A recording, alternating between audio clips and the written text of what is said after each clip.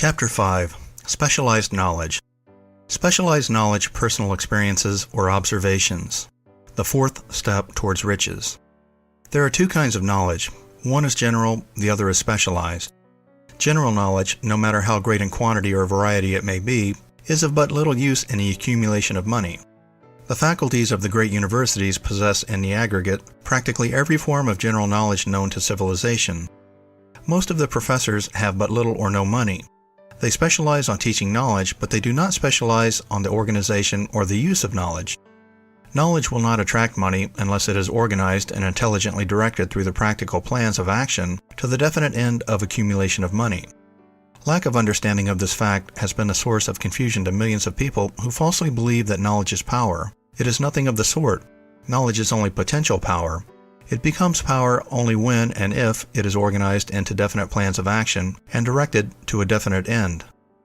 The missing link in all systems of education known to civilization today may be found in the failure of educational institutions to teach their students how to organize and use knowledge after they acquire it.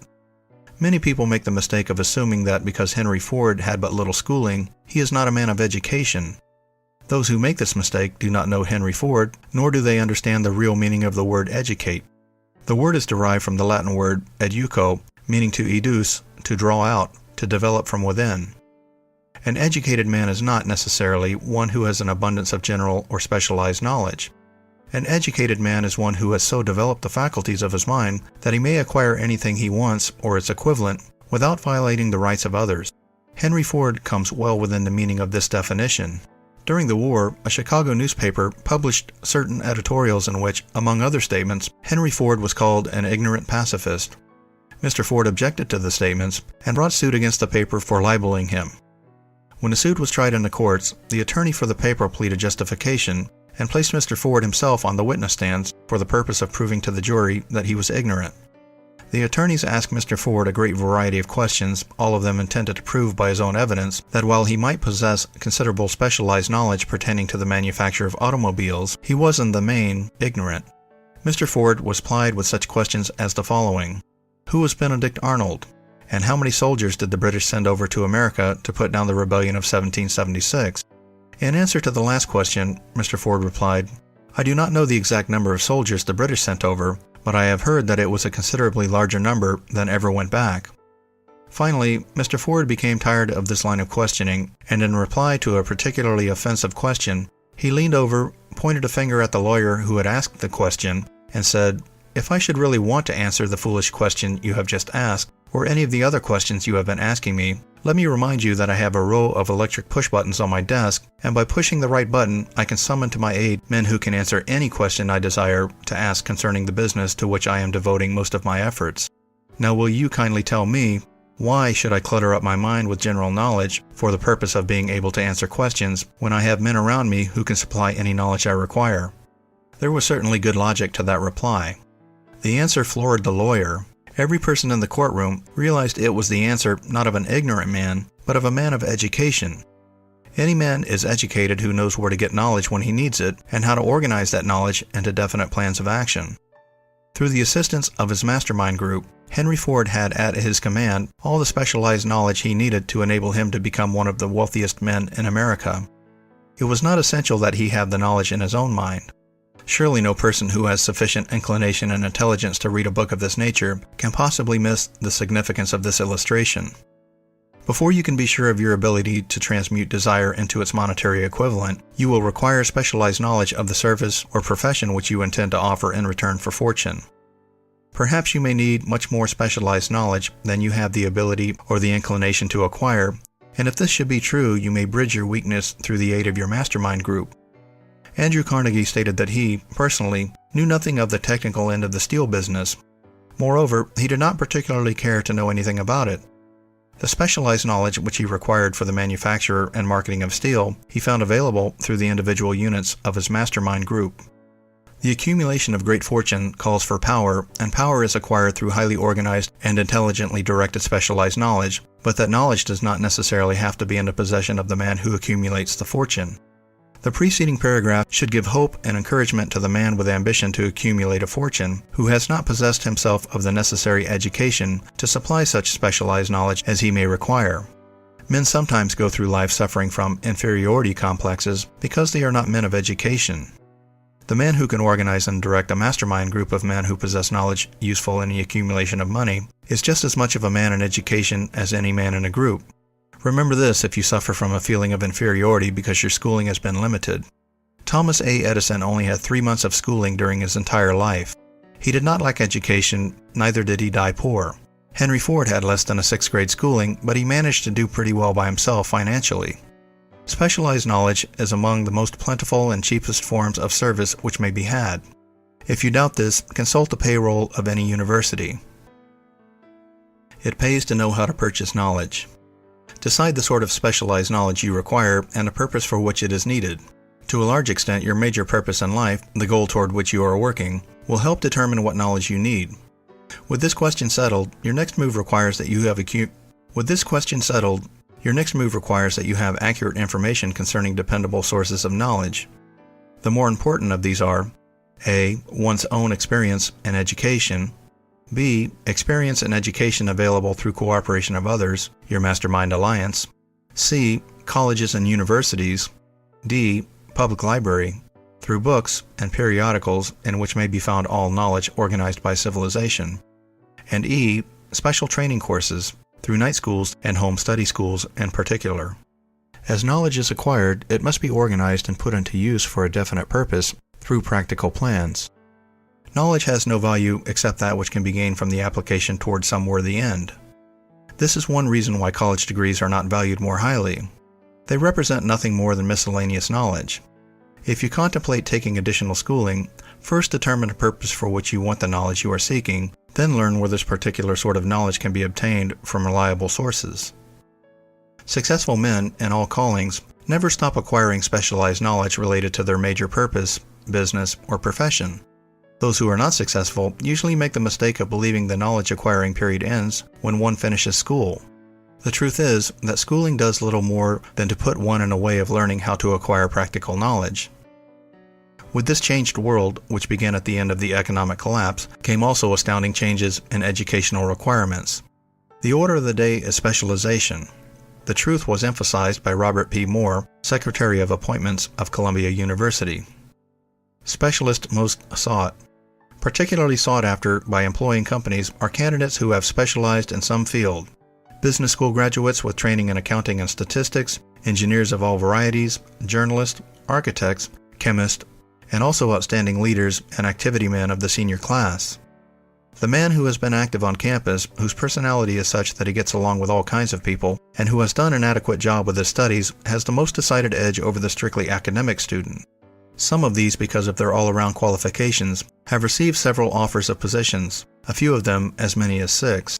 In departing from the conception that the straight A student was invariably the one to get the choice of the better jobs, Mr. Moore said most companies look not only to academic records, but to activity records and personalities of the students.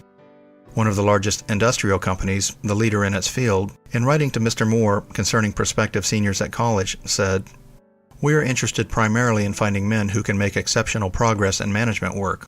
For this reason, we emphasize qualities of character, intelligence, and personality far more than specific educational background." Apprenticeship proposed.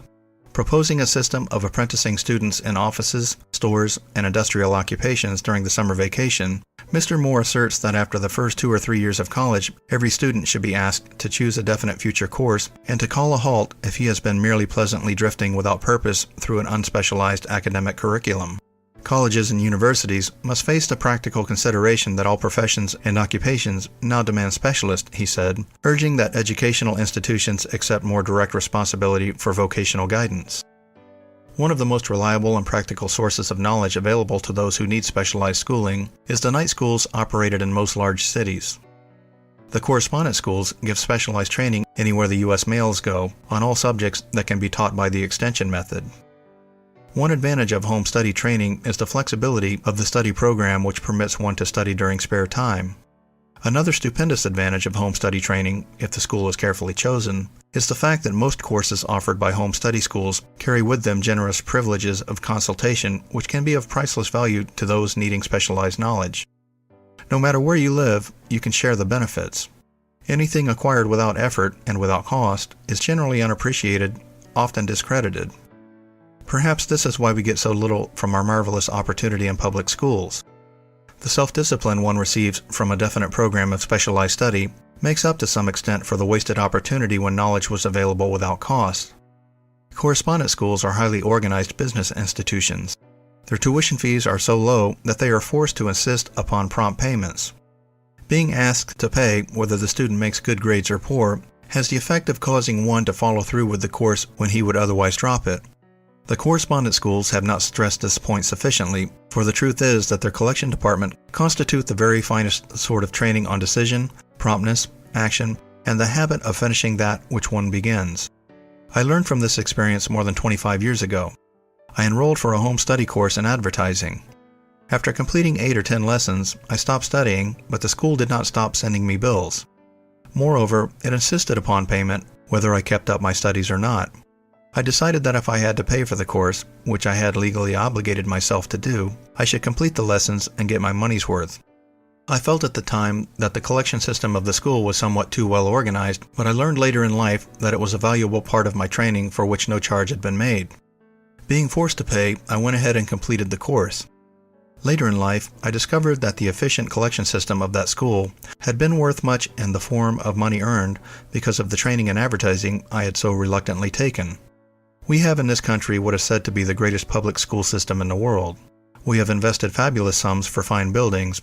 We have provided convenient transportation for children living in their rural districts so that they may attend the best schools, but there is one astounding weakness to this marvelous system. It is free. One of the strange things about human beings is that they value only that which has a price. The free schools of America and free public libraries do not impress people because they are free. This is a major reason why so many people find it necessary to acquire additional training after they quit school and go to work. It is also one of the major reasons why employers give greater consideration to employees who take home study courses. They have learned from experience that any person who has the ambition to give up part of his spare time to studying at home has in him those qualities which make for leadership. This recognition is not a charitable gesture, it is a sound business judgment upon the part of the employers. There is one weakness in people for which there is no remedy. It is the universal weakness of lack of ambition. Persons, especially salaried persons, who schedule their spare time to provide for home study, seldom remain at the bottom very long. Their action opens the way for the upward climb, removes many obstacles from their path, and gains the friendliest interest of those who have the power to put them in the way of opportunity. The home study method of training is especially suited to the needs of employed people who find after leaving school they must acquire additional specialized knowledge but cannot spare the time to go back to school. The changed economic conditions prevailing since the Depression have made it necessary for thousands of people to find additional or new sources of income. For the majority of these, the solution to the problem may be found only by acquiring specialized knowledge. Many will be forced to change their occupations entirely. When a merchant finds that a certain line of merchandise is not selling, he usually supplants it with another that is in demand. The person whose business is that of marketing personal services must also be an efficient merchant. If his services do not bring adequate returns in one occupation, he must change to another where broader opportunities are available. Stewart Austin Weir prepared himself as a construction engineer until the Depression limited his market to where it did not give him the income he required. He took inventory of himself, decided to change his profession to law, went back to school, and took special courses by which he prepared himself as a corporation lawyer. Despite the fact the Depression had not ended, he completed his training, passed a bar examination, and quickly built a lucrative law practice in Dallas, Texas. In fact, he is turning away clients. Just to keep the record straight, and to anticipate the alibis of those who will say, "I couldn't go to school because I have a family to support," or "I'm too old," I will add the information that Mr. Weir was past 40 and married when he went back to school. Moreover, by carefully selecting highly specialized courses and colleges best prepared to teach the subjects chosen, Mr. Weir completed in 2 years the work for which a majority of law students require 4. It pays to know how to purchase knowledge. The person who stops studying merely because he has finished school is forever hopelessly doomed to mediocrity, no matter what may be his calling. The way of success is the way of continuous pursuit of knowledge. Let us consider a specific instance. During the Depression, a salesman in a grocery store found himself without a position. Having had some bookkeeping experience, he took a special course in accounting, familiarized himself with all the latest bookkeeping and office equipment, and went into business for himself. Starting with a grocer for whom he had formerly worked, he made contracts with more than 100 small merchants to keep their books at a very nominal monthly fee. His idea was so practical that he soon found it necessary to set up a portable office in a light delivery truck which he equipped with modern bookkeeping machinery. He has now a fleet of those bookkeeping offices on wheels and employs a large staff of assistants, thus providing small merchants with accounting services equal to the best that money can buy at a very nominal cost. Specialized knowledge plus imagination were the ingredients that went into this unique and successful business. Last year, the owner of that business paid an income tax of almost 10 times as much as was paid by the merchant for whom he worked when the Depression forced upon him a temporary adversity which proved to be a blessing in disguise. The beginning of this successful business was an idea. Inasmuch as I had the privilege of supplying the unemployed salesman with that idea, I now assume the further privilege of suggesting another idea which has within it the possibility of even greater income. Also the possibility of rendering useful service to thousands of people who badly need that service. The idea was suggested by the salesman who gave up on selling and went into the business of keeping books on a wholesale basis. When the plan was suggested as a solution of his unemployment problem, he quickly exclaimed, "I like the idea, but I would not know how to turn it into cash." In other words, he complained he would not know how to market his bookkeeping knowledge after he acquired it. So that brought up another problem which had to be solved. With the aid of a young woman typist, clever at hand lettering, and who could put the story together, a very attractive book was prepared describing the advantages of the new system of bookkeeping. The pages were neatly typed and pasted in an ordinary scrapbook, which was used as a silent salesman with which the story of his new business was so effectively told that its owner soon had more accounts than he could handle. There are thousands of people all over the country who need the services of a merchandising specialist capable of preparing an attractive brief for use in marketing personal services. The aggregate annual income from such a service might easily exceed that received by the largest employment agency, and the benefits of the service might be made far greater to the purchaser than any to be obtained from an employment agency. The idea here described was born of necessity to bridge an emergency which had to be covered, but it did not stop by merely serving one person. The woman who created the idea has a keen imagination. She saw in her newly born brainchild the making of a new profession, one that is destined to render valuable service to thousands of people who need practical guidance in marketing personal services. Spurred to action by the instantaneous success of her first prepared plan to market personal services, this energetic woman turned next to the solution of a similar problem for her son who had just finished college but had been totally unable to find a market for his services. The plan she originated for his use was the finest specimen of merchandising of personal services I have ever seen. When the plan book had been completed, it contained nearly 50 pages of beautifully typed, properly organized information telling the story of her son's native ability, schooling, personal experiences, and a great variety of other information too extensive for description. The plan book also contained a complete description of the position that her son desired, together with a marvelous word picture of the exact plan he would use in filling the position.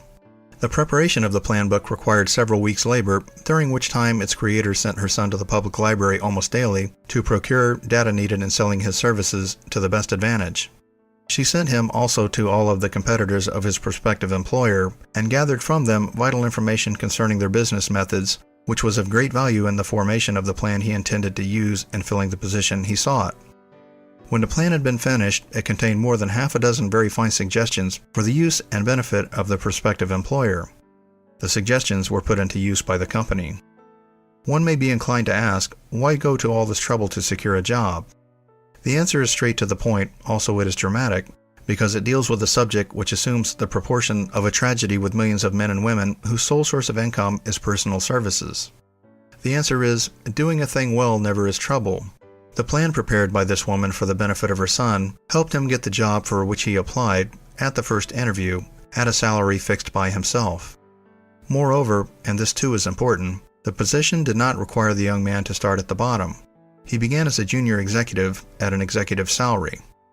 Why go to all this trouble, do you ask?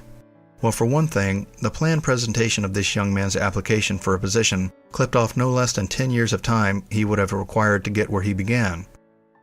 This idea of starting at the bottom and working one's way up may appear to be sound, but the major objection to it is this.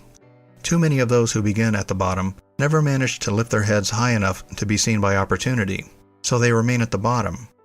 It should be remembered also that the outlook from the bottom is not very bright or encouraging. It has a tendency to kill off ambition. We call it getting into a rut, which means we accept our fate because we form the habit of daily routine, a habit that finally becomes so strong we cease to try to throw it off, and that is another reason why it pays to start 1 or 2 steps above the bottom. By doing so, one forms the habit of looking around, of observing how others get ahead, of seeing opportunity, and of embracing it without hesitation. Dan Halpin is a splendid example of what I mean. During his college day, he was a manager of the famous 1930 National Championship Notre Dame football team when it was under the direction of the late Knute Rockne. Perhaps he was inspired by the great football coach to aim high and not mistake temporary defeat for failure, just as Andrew Carnegie, the great industrial leader, inspired his young business lieutenants to set high goals for themselves. At any rate, young Halpin finished college at a mighty unfavorable time when the Depression had made jobs scarce, so after a fling at investment banking and motion pictures, he took the first opening with a potential future he could find, selling electrical hearing aids on a commission basis. Anyone could start in that sort of job, and Halpin knew it, but it was enough to open the door of opportunity to him. For almost 2 years, he continued in a job not to his liking, and he would have never risen above that job if he had not done something about his dissatisfaction. He aimed first at the job of assistant sales manager of the company and got the job. That one step upward placed him high enough above the crowd to enable him to see still greater opportunity. Also, it placed him where opportunity could see him. He made such a fine record selling hearing aids that A.M. Andrews, chairman of the board of the Dictograph Products Company, wanted to know something about that man Dan Halpin, who was taking big sales away from the long-established Dictograph Company. He sent for Halpin. When the interview was over, Halpin was the new sales manager in charge of the Acousticon division. Then, to test Halpin's mettle, Mr. Andrews went away to Florida for 3 months, leaving him to sink or swim in his new job. He did not sink. Knute Rockne's spirit of all the world loves a winner and has no time for a loser inspired him to put so much into his job that he was recently elected vice president of the company and general manager of the Acousticon and Silent Radio division, a job which most men would be proud to earn through 10 years of loyal effort. Halpin turned the trick in a little more than 6 months. It is difficult to say whether Mr. Andrews or Mr. Halpin is more deserving of eulogy, for the reason that both showed evidence of having an abundance of that very rare quality known as imagination. Mr. Andrews deserves credit for seeing in young Halpin a go-getter of the highest order. Halpin deserves credit for refusing to compromise with life by accepting and keeping a job that he did not want. And that is one of the major points I am trying to emphasize through this entire philosophy. That we rise to high positions or remain at the bottom because of conditions we can control if we desire to control them.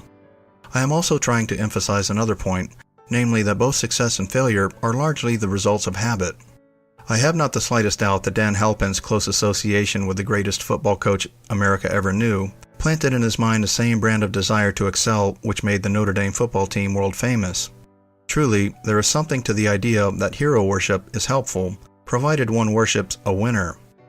Halpin tells me that Rockne was one of the world's greatest leader of men in all history. My belief in the theory that business associations are vital factors, both in failure and in success, was recently demonstrated when my son Blair was negotiating with Dan Halpin for a position. Mr. Halpin offered him a beginning salary of about 1/2 what he could have gotten from a rival company. I brought parental pressure to bear and induced him to accept the place with Mr. Halpin because I believe close association with one who refuses to compromise with circumstances he does not like is an asset that can never be measured in terms of money. The bottom is a monotonous, dreary, unprofitable place for any person. That is why I have taken time to describe how lowly beginnings may be circumvented by proper planning. Also, that is why so much space has been devoted to the description of this new profession, created by a woman who was inspired to do a fine job of planning because she wanted her son to have a favorable break. When the changed conditions ushered in by the world economic collapse, came also the need for newer and better ways of marketing personal services. It is hard to determine why someone had not previously discovered this stupendous need, in view of the fact that more money changes hands in return for personal services than for any other purpose. The sum paid out monthly to the people who work for wages and salaries is so huge that it runs into hundreds of millions and the annual distribution amounts to billions. Perhaps some will find, in the idea here briefly described, the nucleus of the riches they desire. Ideas with much less merit have been the seedlings from which great fortunes have grown. Woolworth's 5 and 10 cent store idea, for example, had far less merit, but it piled up a fortune for its creator. Those seeing opportunity lurking in this suggestion will find valuable aid in the chapter on organized planning. Incidentally, an efficient merchandiser of personal services would find a growing demand for his services wherever there are men and women who seek better markets for their services. By applying the mastermind principle, a few people with suitable talent could form an alliance and have a paying business very quickly. One would need to be a fair writer with a flair for advertising and selling, one handy at typing and hand lettering, and one should be a first-class business getter who would let the world know about the service. If one person possessed all these abilities, he might carry on the business alone until it outgrew him. The woman who prepared the personal services sales plan for her son now receives requests from all parts of the country for her cooperation in preparing similar plans for others who desire to market their personal services for more money. She has a staff of expert typists, artists, and writers who have the ability to dramatize the case history so effectively that one's personal services can be marketed for much more money than the prevailing wages for similar services. She is so confident of her ability that she accepts, as a major portion of her fee, a percentage of the increased pay she helps her clients earn. It must not be supposed that her plan merely consists of clever salesmanship by which she helps men and women to demand and receive more money for the same services they formerly sold for less pay. She looks after the interest of the purchaser as well as the seller of personal services, and so prepares her plans that the employer receives full value for the additional money he pays. The method by which she accomplishes this astonishing result is a professional secret which she discloses to no one excepting her own clients. If you have the imagination and seek a more profitable outlet for your personal services, this suggestion may be the stimulus for which you have been searching. The idea is capable of yielding an income far greater than that of the average doctor, lawyer, or engineer whose education required several years in college. The idea is sellable to those seeking new positions and practically all positions calling for managerial or executive ability, and those desiring rearrangement of incomes in their present positions. There is no fixed price for sound ideas. Back of all ideas is specialized knowledge. Unfortunately for those who do not find riches in abundance, specialized knowledge is more abundant and more easily acquired than ideas. Because of this very truth, there is a universal demand and an ever-increasing opportunity for the person capable of helping men and women sell their personal services advantageously. Capability means imagination, the one quality needed to combine specialized knowledge with ideas in the form of organized plans designed to yield riches. If you have imagination, this chapter may present you with an idea to serve as the beginning of the riches you desire. Remember, the idea is the main thing. Specialized knowledge may be found just around the corner. Any corner.